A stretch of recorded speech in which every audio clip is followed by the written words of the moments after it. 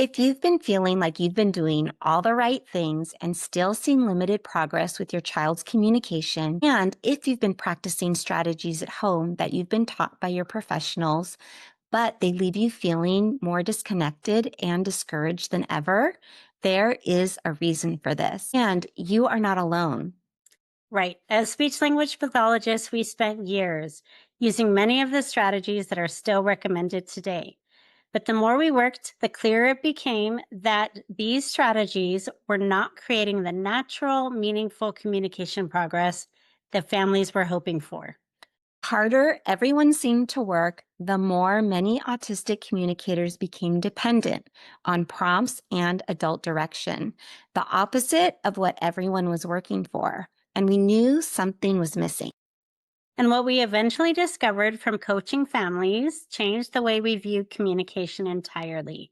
It wasn't that these children couldn't communicate, it was that many of them had not yet discovered the value, purpose, power, and joy of their own communication. It all comes down to their understanding of the communication process and their role in it. Autistic communicators who are not consistently tuning in to the people, events, and objects in their environment simply do not yet understand the value, purpose, power, and joy of their own communication. So it is our role to ignite their desire to communicate by helping them discover that their own communication has value, that it has purpose, that it can bring them power, and that connecting with another person can feel good. When we skip over this critical piece, our autistic communicators stay stuck and become prompt dependent because we have not ignited and nurtured their most natural communication. Before we go further, we want to be clear. Parents and professionals use these strategies because they care and they desperately want to build communication. This isn't about blame. This is about understanding why these strategies produce different outcomes than we intend. So let's get into two of the main strategies that we're talking about, prompting and withholding. These strategies appear in many different forms, and chances are you've used at least one of them. We certainly have. Let's talk about why they often fall short for autistic communicators and what we learned to do instead. So let's talk about prompting. One example of prompting that you're probably very familiar with is when we tell a child, say ball or say fish.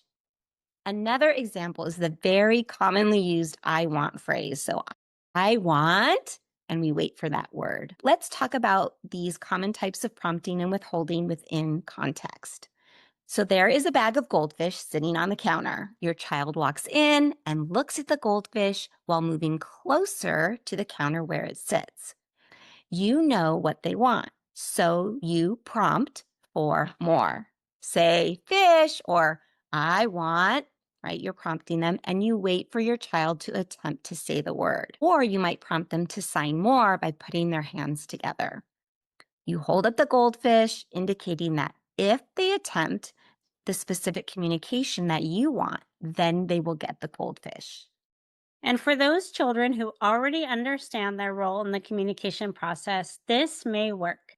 They may attempt to say more, they may attempt the sign, they may even do it again on their own in the future because they already understand their communication has a purpose. For a child who does not yet understand their role in the communication process, their understanding of the value, purpose, and power of their own communication, it gets lost within an interaction like this. So why was it lost? Because you unintentionally ignored the communication that was coming from their most natural, internally motivated place. When your child looked at that bag of goldfish and leaned toward the counter, this was communication.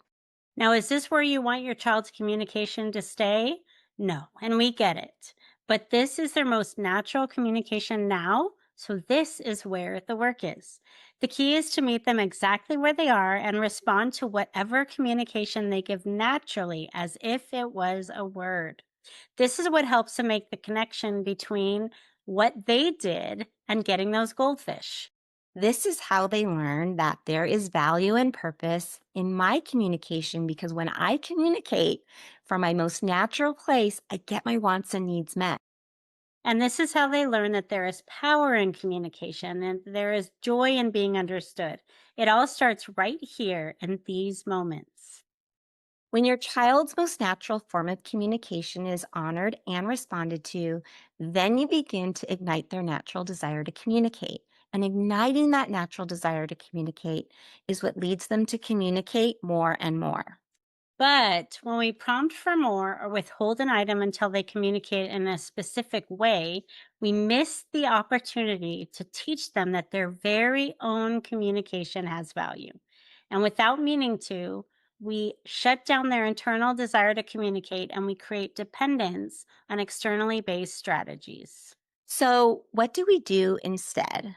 We respond to their first form of communication as if it was exactly the communication piece we hoped for in the future, because this is truly the way the foundation builds for more. Let's revisit the example and clarify the difference in our responses and why it matters. Your child walks into the kitchen and looks towards those goldfish as they move closer. You can either prompt for more and withhold the goldfish until they give you something specific that you're waiting for, or you can acknowledge their communication in its most natural form by grabbing those goldfish, handing them one quickly, and modeling more goldfish or you want more. So, what did your child learn from this interaction? Did we inadvertently teach them that they need to be prompted to use a specific type of communication? Or did we teach them that their own most natural communication got them that goldfish? Which interaction will make your child want to return to an interaction with you? Which interaction felt so good that they will want to do it over and over again? Let's discuss another example. You notice that your child loves it when you pick them up and swing them around. So you pick them up, you swing them around, and you put them down. Your child then looks towards your hand and squeezes it while leaning in. So here you have two options. An externally based strategy would be to say, again, and wait for them to repeat the word.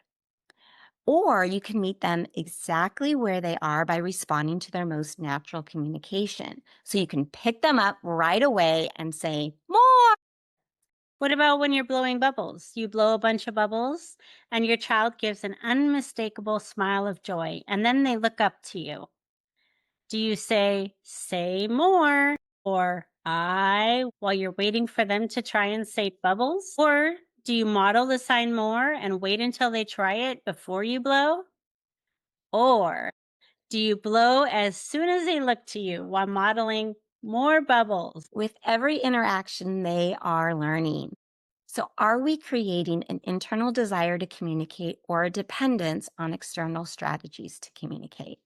The truth is that most approaches rely on external reinforcers, both positive and negative, and these reduce the possibility for your child to learn the value, purpose, and power that they have within the communication process.